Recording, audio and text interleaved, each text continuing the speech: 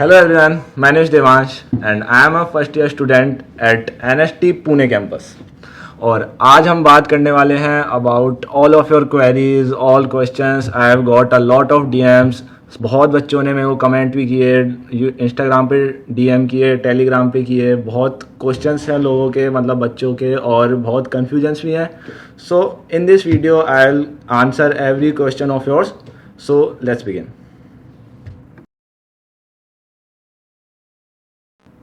So let's start with the first question. Can you tell me the cutoff to clear NCET exam? तो देखो as such कुछ cut off fixed number है नहीं। हमारे time पे cut off 7.5 around थी, उसके ऊपर जिनके आ रहे थे वो सिलेक्ट हो जा रहे थे। एंड इस टाइम शायद थोड़ी बढ़ गई हो थोड़ी, क्योंकि कंपटीशन अब बढ़ चुका है, तो मे बी 8 के अराउंड होगी। बाकी ऐसे कुछ फिक्स नंबर नहीं है। It is a percentile based exam. So जिसका अगर किसी ने ज़्यादा स्कोर कर दिया तो परसेंटाइल ऊपर चल जाएगी, कम सबका स्कोर है तो नीचे रहेगी। तो it is percentile based. Second question, can I reschedule my exam? तो yes, you can reschedule your NCET exam. अगर आप नहीं दे पा रहे हो तो आप रीशेड्यूल कर सकते हो। भैया चीटिंग कर सकते हैं क्या? तो देखो, ये तो आप अपने रिस्क पे करें, क्योंकि ऐसा है कि उनका कैमरा वो चालू रखवाते हैं, तो आप कर सकते हो। लेकिन अगर उन्होंने देख लिया तो फिर उसी वक्त आप डिस्क्वालीफाई कर दिए जाओगे। Bro can you advise me how to prepare for NCET and कितना टाइम देना चाहिए to get a good score? तो देखो, एनसेट का जो एग्ज़ाम है उसका जो सिलेबस है वो बेस्ड है 10th 11th 12th पे। और उसकी मैथ्स आती है 10th 11th 12th की, और इंग्लिश भी वही आती है जो आपने ऑलरेडी पढ़ रखी है। तो ऐसा सच आपको कोई टाइम एक्स्ट्रा देने की ज़रूरत है नहीं। और तो एडवाइस तो यही है कि जो आपने पढ़ रखा है वो उसको एक बार रिवाइज कर लें, बस यही है। फॉर इंग्लिश सेक्शन कैसे करूं? बिकॉज़ वो लेंदी होता है, टाइम बहुत लग जाएगा। तो देखो, इंग्लिश ऐसी है कि आपको अगर आती है तो आप कर लोगे। मतलब ऐसा है कि आपको इंग्लिश के जो बेसिक कॉन्सेप्ट्स हैं, क्या किधर क्या यूज़ होना चाहिए, लैंग्वेज कैसी यूज़ होनी चाहिए, पास्ट प्रेजेंट जो भी है, वो अगर सेंटेंस आप समझ पाते हो तो आप इंग्लिश कर लोगे। ऐसा उसके लिए कुछ और पढ़ने की ज़रूरत नहीं है। बाकी आप बेसिक इंग्लिश की कोई ना कोई यूट्यूब पे वीडियो देख के आप कर सकते हो। एडवांस मैथ की कट ऑफ क्लियर करने के लिए कितना स्कोर करना पड़ेगा? तो एडवांस मैथ की अलग से कट ऑफ क्या जाती है वो पता नहीं, लेकिन हाँ, उसकी भी एक बेसिक क्राइटेरिया होता है जिसको आपको क्वालिफाई करना होता है। तो ऐसा कुछ बता नहीं रखा, क्योंकि अब हमको जो है ना कट ऑफ मिलती है ना, जो अपने को अपनी स्कोर मिलता है वो फाइनल स्कोर मिलता है ऑल ओवर। तो एडवांस का पर्टिकुलर क्या जाता है वो मेरे को पता नहीं है, लेकिन आप ट्राई करें ज़्यादा से ज़्यादा करने की कोशिश करने की। ब्रो एनसेट मार्च या अप्रैल में होगा? इफ़ यस तो अप्रॉक्स कौन से वीक में? तो देखो, फिक्स तो नहीं पता कौन से वीक में होगा, लेकिन जो एग्ज़ाम होते हैं वो जाते हैं जुलाई के फर्स्ट वीक तक और जून के एंड तक। तब तक सारे अटैम्प्ट्स ख़त्म हो जाते हैं, तो तब तक आप अटैम्प्ट दे सकते हो। तो दोस्तों, मैंने बुला लिए हैं दो और लोग मेरी हेल्प करने के लिए जवाब देने में। ये है शिवांश, क्लास का टॉपर। देखो तो इंट्रोड्यूस किया नहीं अभी। हाँ, ये है ओम। ये इसने जेई फोड़ ली थी और बोर्ड्स में इसके आए थे 73%, इसलिए रह गया। तो बस ये इसका इंट्रो है। तो let's start with next questions. So bro, आपको आइडिया है कि मार्च में कौन से वीक में होगा? बिकॉज बोर्ड्स भी देने हैं एंड ब्रो एनसेट मैथ में जो टॉपिक्स जेई मेन में नहीं है चैप्टर, वो इंक्लूडेड हैं क्या? वो इंक्लूडेड हैं या एक्सक्लूडेड? मतलब जेई मेन के टॉपिक्स इंक्लूडेड हैं या एक्सक्लूडेड, और मार्च में कब होगा जो भी है। तो देखो, ऐसे तो तुम्हें बहुत सारे अटैम्प्ट्स मिल जाएंगे, तो ज़रूरी नहीं है जो तुम्हारे बोर्ड्स के एग्ज़ाम के साथ कोलाइड हो रहा हो तुम उसी डेट पे दो। तुम अगले जो जब भी होगा तब भी दे सकते हो। तो इट्स ऑन यू।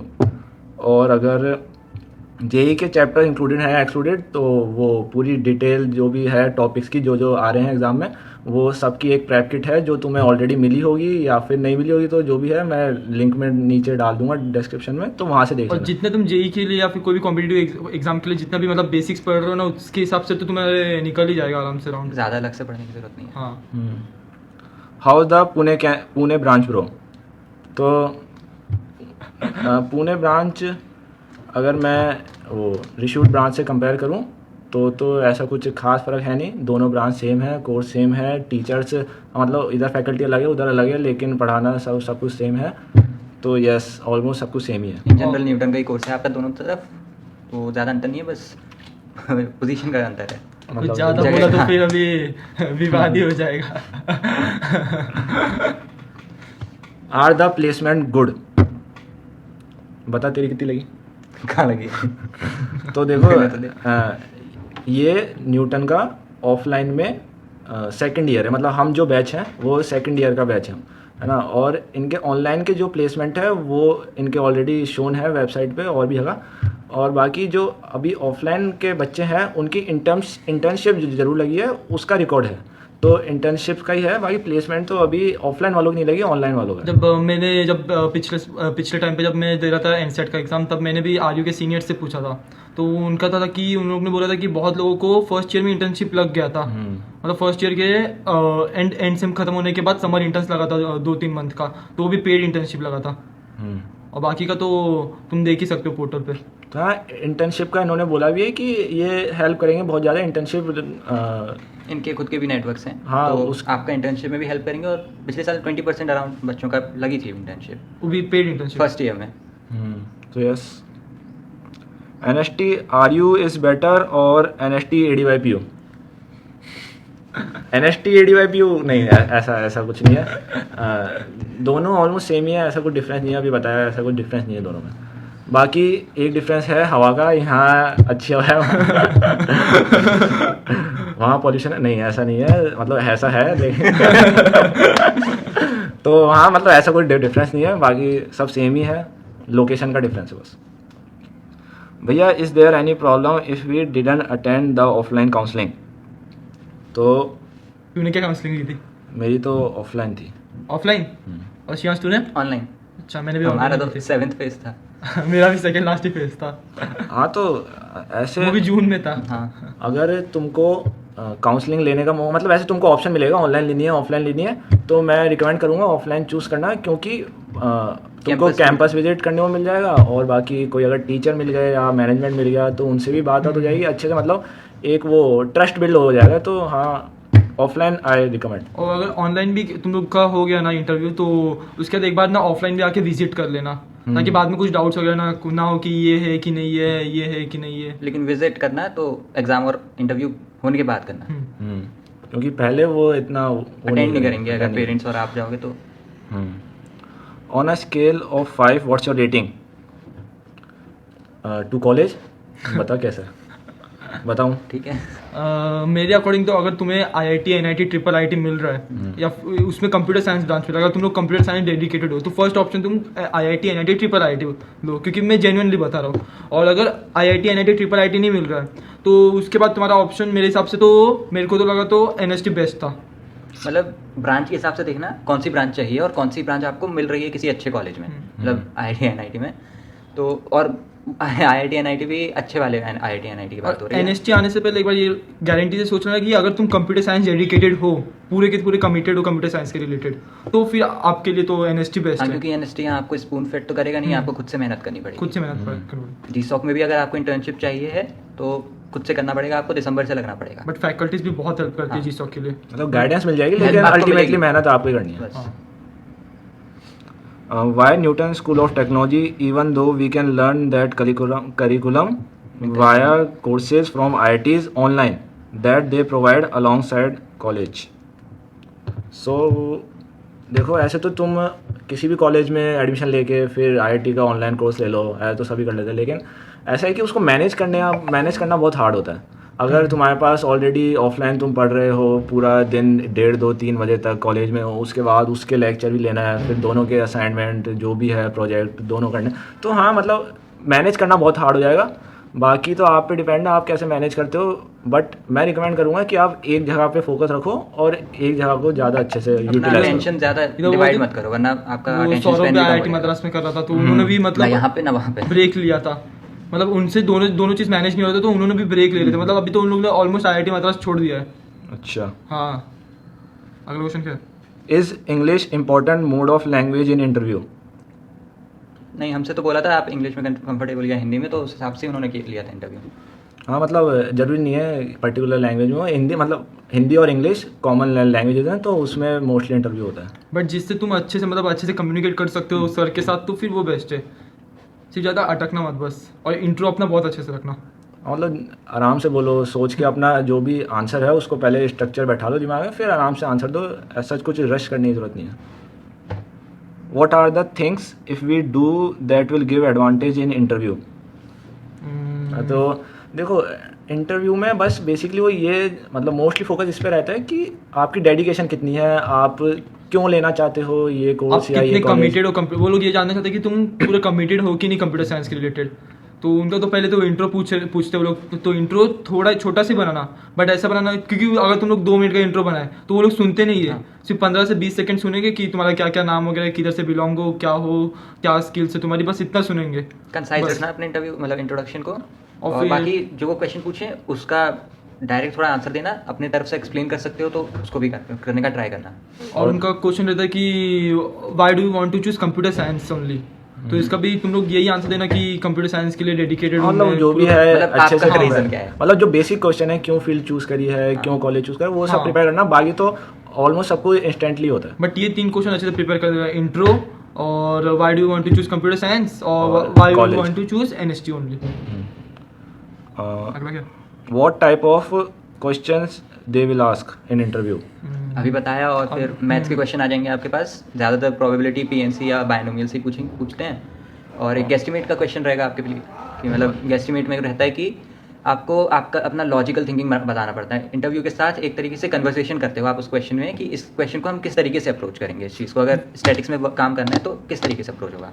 वो तुम्हारा आंसर एग्जैक्ट आंसर नहीं जानना चाहते, बट तुम कैसे अप्रोच कर रहे हो, कैसे थिंक कर रहे हो क्वेश्चन के रिलेटेड, कि तुम अगर उनके रिलेटेड थिंक कर रहे हो, अप्रोच बहुत अच्छे से कर रहे हो डीप में, तो फिर तो वो लोग फुली मार्क्स देते हैं उसमें भी। अगर आप किसी डेटा को अज्यूम कर रहे हो तो वो अज्जम्पशन का आपका रीज़न क्या है, हाँ, ये भी वो ये पूछ भी, सकते हैं हाँ। आपसे। जैसे कि है देखो पूछा ना था। मेरे से ना काउंसलिंग मतलब इंटरव्यू में पूछा था कि जो अभी वर्ल्ड कप हुआ है उसमें कितने छक्के चौके पड़े होंगे, है ना। तो अब इसका कोई आंसर मैं ऐसे डायरेक्ट दे नहीं सकता क्योंकि ऐसा पर्टिकुलर कोई आंसर है नहीं, है ना। मतलब होगा भी मेरे को नहीं पता। तो छक्के चौके अब मेरे को ऐसे दिमाग लगाना था कि मैं इसको अप्रोच कैसे करूँ। तो है ना सबसे पहले देखा कि कितनी टीम थी, फिर कितने मैचेस होंगे टोटल, उसमें कितने मतलब एवरेज कितने रन बने होंगे, उसमें कितने % छक्कों से कवर होंगे, मतलब ये सब वो है जो लॉजिक, मतलब क्या लॉजिक लगा के तुम एक आंसर तक पहुंचते हो। तो वो आपका रोड मैप देखते हैं ये पूरा कि आप किस तरह से उस आंसर तक पहुंचते हो। सो यस ये क्वेश्चन होते हैं। और हाँ ये भी एक क्वेश्चन है कि मैथ्स के रिलेटेड इंटरव्यू क्वेश्चन पूछते हैं, हाँ एक पूछ सकते हैं, है ना। Does the NCET exam score affect the admission process. तो मतलब on the basis of NCET exam एक तो वो हो जाता है कि आपका एक वो बेसिक लेवल क्लियर हो गया और उसके बेसिस पे आपको स्कॉलरशिप भी मिलती है, तो ये 2 चीज़ें होती हैं। स्कॉलरशिप, बट तुम्हारे इंटरव्यू का स्कोर और जो एनसेट एग्जाम का स्कोर है उसका कुछ तो % एवरेज करके फिर तुम्हें स्कॉलरशिप उसके बेसिस पर मिलता है कि तुम्हारा कितना फाइनल हुआ। रिजल्ट आपका आपके इंटरव्यू और एग्जाम के हाँ। स्कोर को नॉर्मलाइज करके ही मिलता है आपको। If I have cleared NCET exam, so it is 100% sure that my admission is confirmed.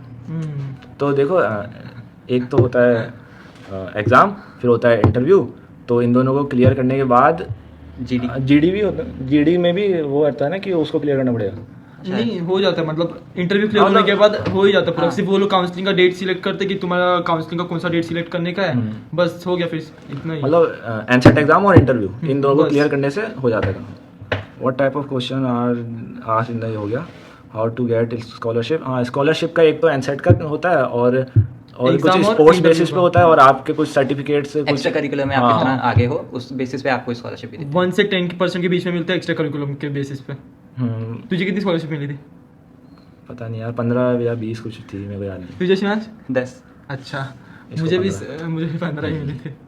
And on the basis of NCET exam do you get scholar हो गया। इंटरव्यू कैसा है, हार्ड या इजी। इंटरव्यू अभी बता दिया सब इंटरव्यू के बारे में, सब कुछ वैसे ही नॉर्मल रहता है, बस आपको थोड़ा अपना दिमाग एकदम ऐसे नहीं हाइपर हो जाओ या एकदम ही नहीं चलाओ। मतलब नॉर्मल जो थिंकिंग है उसके बेसिस पे आपको अप्रोच करना होता है क्वेश्चन। ऐसे देखते नहीं है सही आंसर आ रहा है, वो अप्रोच देखेंगे मोस्टली। बट हाँ, पहले से मतलब- थोड़ा प्रिपेयर रहना कि कौन कौन सा क्वेश्चन पहले बताया था कि ये क्वेश्चन पे प्रिपेयर करना। आंसर थोड़ा सोच के देना, लेकिन सोचने में ही पूरा समय मत लगा देना। Is there any official group where students are being prepared for the interview by any seniors or mentors? तो ऐसा कोई ऑफिशियल ग्रुप तो नहीं है अभी। ऑफिशियल ग्रुप कोई भी नहीं है। अगर कोई अनऑफिशियली पढ़ा रहा है तो यू कैन क्रॉस चेक कि ये वेरीफाइड है कि हाँ नहीं। कॉलेज के हैं या कॉलेज के नहीं है, कौन पढ़ा रहा है। बाकी ये तो आपके उस ऊपर है, it's all depend on you कि आपको लेना। वैसे ज़रूरी नहीं है किसी की इंटरव्यू या एनसेट के लिए आपको कोई भी कोचिंग लेने की या किसी की भी गाइडेंस की, वो you can handle, I know. तो yes that's all the questions. इतने ही थे जो क्वेश्चन हमारे पास आए। अगर आपको और कोई क्वेश्चन हो, क्वेरी हो, डाउट हो, कन्फ्यूजन हो, कुछ भी हो, आप कमेंट में डाल दें सारे क्वेश्चन, मैं आंसर कर दूंगा। और अगर और किसी टॉपिक पे रिलेटेड कॉलेज या कुछ भी आपको वीडियो चाहिए हो तो वो भी बता देना, वो भी बन जाएगी। बस यही था। और बाकी जो भी आपको रेफरेंस के लिए चीज़ें चाहिए, जैसे के लिए प्रेप किट या मेरा जो मॉक टेस्ट का पेपर है, मॉक टेस्ट के पेपर भी इन्होंने शायद वेबसाइट पे ही हैं, वो भी रिलीज़ करते हैं, आप वो दे सकते हो जिससे एक आइडिया हो description में डाल जाए। देना। हाँ वो सब मेरा जो उस समय मॉक टेस्ट पेपर मिला था वो मैं डाल दूंगा डिस्क्रिप्शन में। So yes that's all. Thanks for watching. Like share subscribe. Vaxxer भैया ने आपकी लाइक बहुत शेयर बेचारे ने बहुत मेहनत की है चल। तो लाइक एंड हो गया? सब्सक्राइब ठीक गाइस। है ठीक है। जाके कोडिंग करना है।